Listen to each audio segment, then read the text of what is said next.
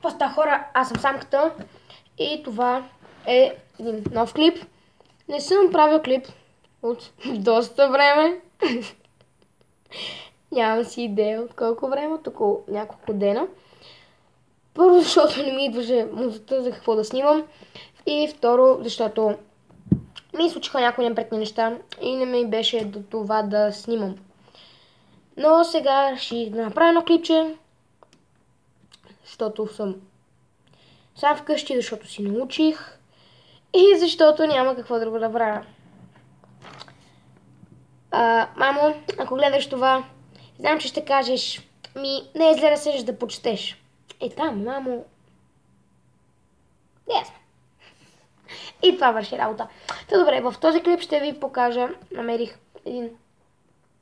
ще ви покажа един цял съндък, пълен с един вид детски играчки, но малко по-агресивни. С детски оръжия, все едно. Нещо такова, да не го приемат съм някаква от армията, но добре, да просто да ви покажа. Да. Тук е кашонът.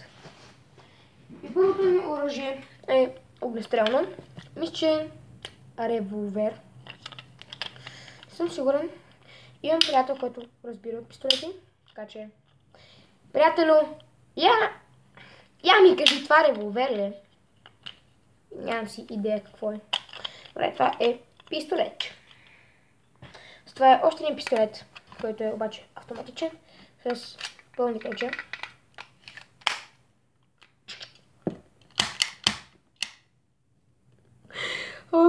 Дали ако това го боядисам в черно, някой ще си хване на ми трика. По Хелуин ще обикалям с пистолет. И без това нямах идея за костюм. Какъв костюм да си взема? Това е костюмът ми. Просто това ще го боядисам в черно.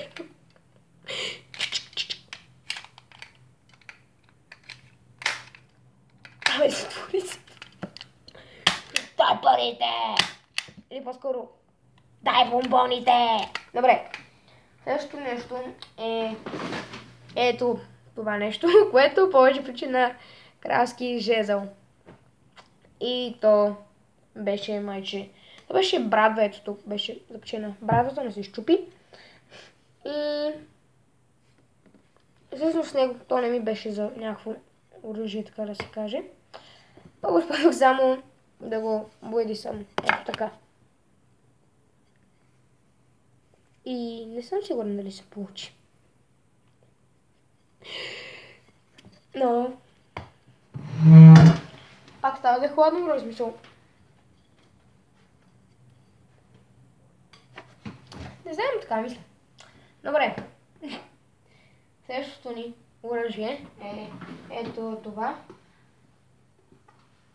което е Аз съм Батман! Знаете ли, ще снимам клипа така. Добре. Следващото оръжие е меч.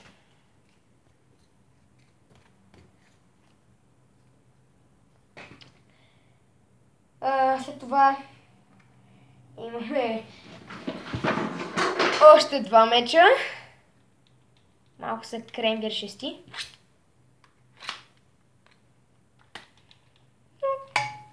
Даже за тренировки ми стават. След това имаме това как е влезнало тук? Нямам си идея. Нещо, с което да не искаш. Може без да искаш да изведеш пътя на някое самолетче. Забис. След това е картеката.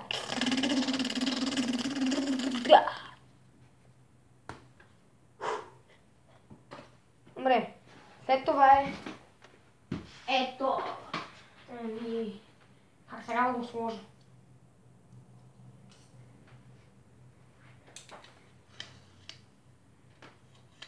Лък, който другото стреля, в смисъл, вижте.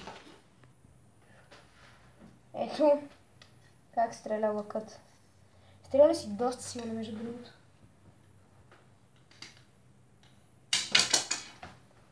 Това да стреля си доста силно. След това при нас е най-опасното оръжие. А именно, закачавката за дрехи. Става за... Нямам си идея. Шурикен един вид. Добре, след това имаме ето тази картечница, която може да се разпъне да стане по-дълга, за което е удобно и... Леле! Това никой не мога да си. И по-късно може да стане е така. Мене си ми е удобно така. След това имаме Chain Whip, който не знае какво е. Chain Whip, това е моя детската версия. Chain Whip е верига с нож накрая. И бегом също ще ви покажа някои неща, които мога. Но накрая на клипа. Добре. След това имаме два баздогана, с които също съм много добър. И ще ви покажа някои неща на края на клипа. Колко дълъг се на този клип? 6 минути. След това имаме... Друго майче нямаме.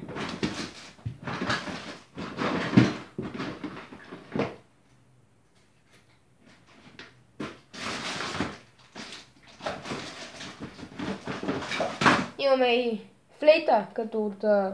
Нямам си идея, като той от кунг-фу е. Това като е щупен.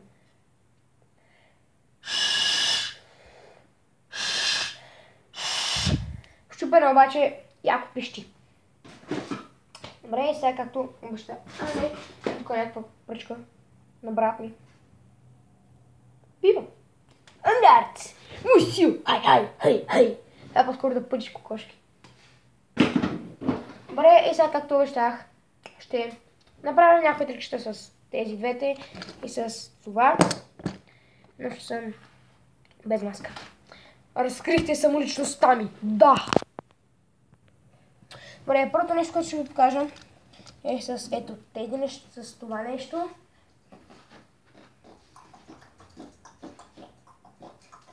Не, че помня нещо. Добре.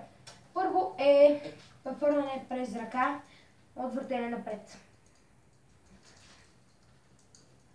Това е прехвърляне на ръка от въртене назад. Повтарям. Напред. Назад. След това е... По-друго беше. Помня, че имаше прехвърляне на глава, което е лесно. Ето пак за тези, които не са го видяли.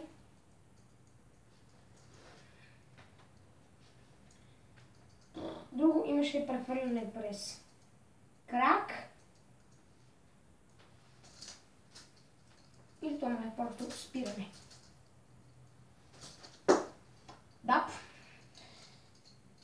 И за друго просто... Нали, може просто да се биете.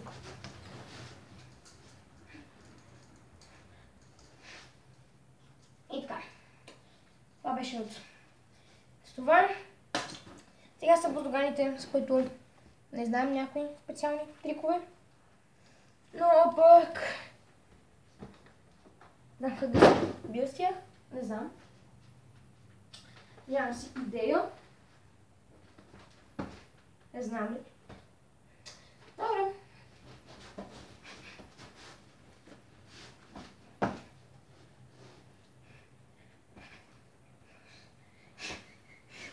Не съм синхронизиран, май. Синхронизиран. Да, тази дума там, дето беше. С лявата ръка нещо не успявам. Разочарован съм от себе си.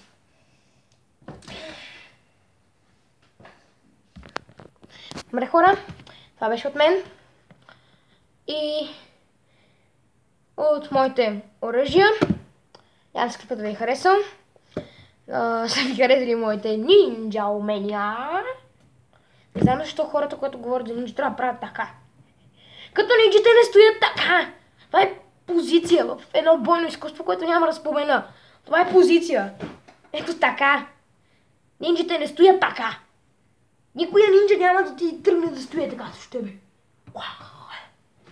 Нинджите си стоят по нинджа начин. Случайно сте видяли в някой филм нинджата да ви стои така? Еми не. Добре, малко се вляках, така че чао от мен. Моето ботъл флипче.